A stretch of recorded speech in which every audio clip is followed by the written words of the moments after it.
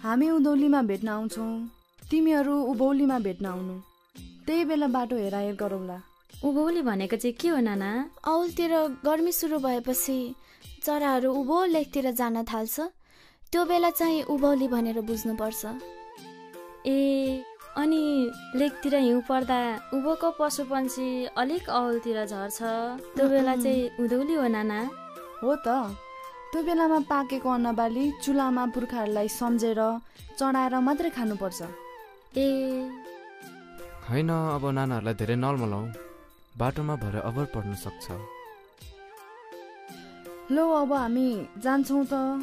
निछा देलमे राम्रो घर गरी खानु। छुट्टिने बेलामा यो मेरो चिनो राखिराख है। नानाहरूसँग अरू त केही छ र? यही भए पनि चिनो राखिराख है देलमे। लौ लौ नानाहरू, नमरे बाचे उभौलीमा भेटौँला।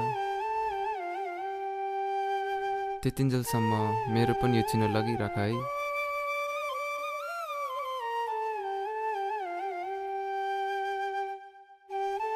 यो बिनायो कहिले काहीँ सम्झना हुँदा बजाएर तिर्सना भेट्नु है।